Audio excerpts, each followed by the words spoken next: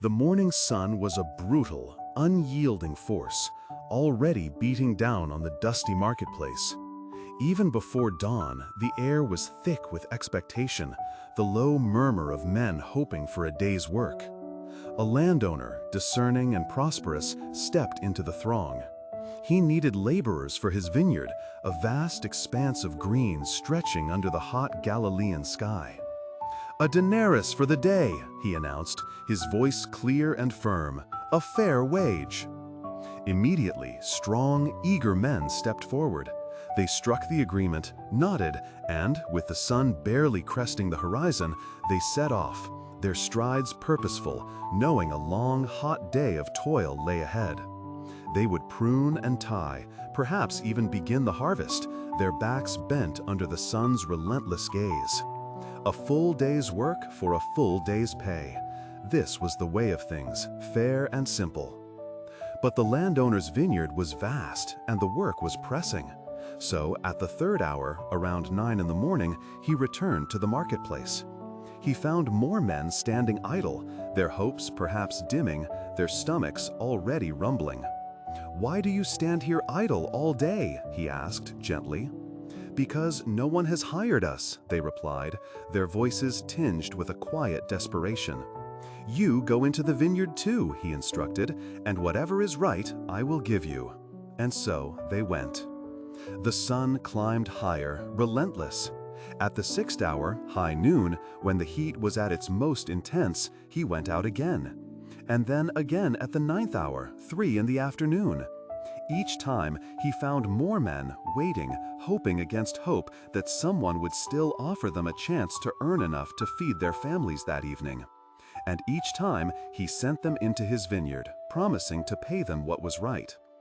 Finally, as the sun began its slow descent, at the 11th hour, just 1 hour before the workday ended, the landowner went out one last time. He found a few more, lingering, their shoulders slumped, the last vestiges of hope fading from their eyes. They had watched the day slip away, unproductive, without a coin earned. "Why have you been standing here idle all day?" he asked, his voice filled not with judgment, but with a quiet understanding. "Because no one has hired us," they answered, their voices barely a whisper. The shame of idleness, not by choice, but by circumstance, hung heavy around them. "You also go into the vineyard," he said, and with a small gesture he sent them to work, knowing they would only have time for the barest fraction of a day's labor. As evening approached and the long shadows stretched across the vines, the landowner called his foreman. "Call the laborers and give them their wages, beginning with the last ones hired and going on to the first." A murmur went through the crowd. This was unusual. Typically, the pay went from first to last. But the foreman began, as instructed, with those who had worked for only an hour. One by one, they stepped forward, their faces etched with fatigue and uncertainty. And one by one, their eyes widened in disbelief, and then shone with pure, unadulterated joy. Each received a full denarius, a whole day's wage for an hour's work. The whisper turned into excited chatter. Those who had worked from the 9th hour, then the 6th, then the 3rd, they too received a full denarius. A wave of anticipation, then indignation, rippled through the men who had borne the burden and heat of the entire day. Their minds raced. If those who worked an hour received a denarius, surely they would receive more, perhaps 2 denarii, or even 3. They had toiled from the first light of dawn, through the searing midday sun, enduring every ache and sweat drop. They deserved more. It was only fair. Finally, their turn came. With a mix of expectation and quiet resentment, they stepped up.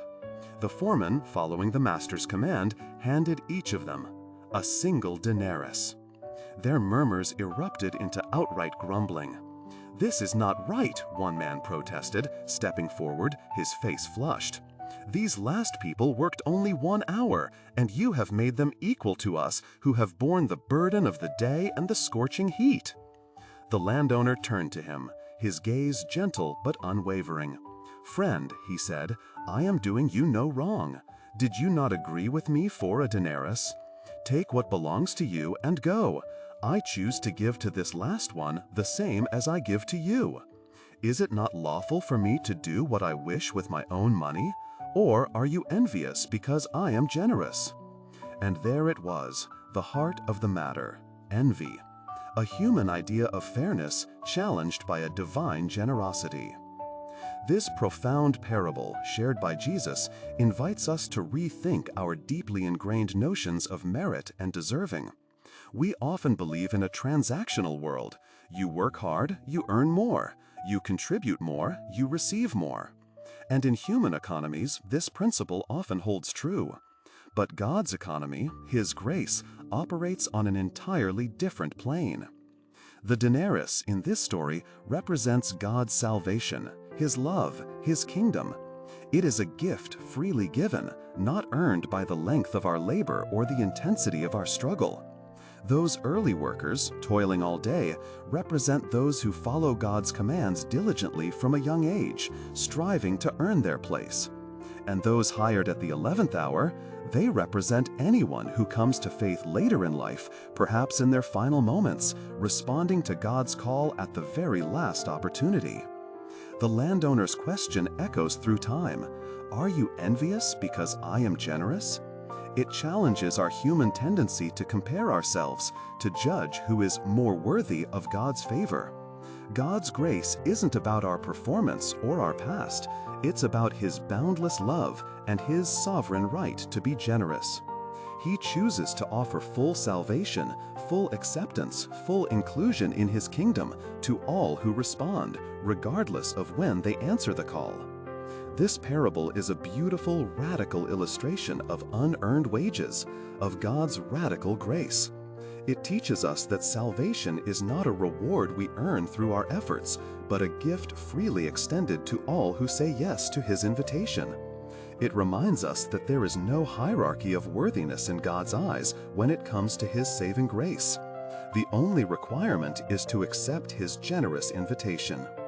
Perhaps today, as you reflect on this story, you might consider where you stand. Are you among the early laborers, confident in your efforts, yet perhaps prone to comparing? Or are you among those who feel like they've been waiting all day, wondering if it's too late? Regardless of where you find yourself, the message remains the same. God's generous grace is available, freely given, to all who respond. What are your thoughts on the landowner's radical generosity? Does this parable challenge your own ideas of fairness? We invite you to share your reflections in the comments below. And if this story resonated with you, consider subscribing for more thoughtful explorations of timeless truths.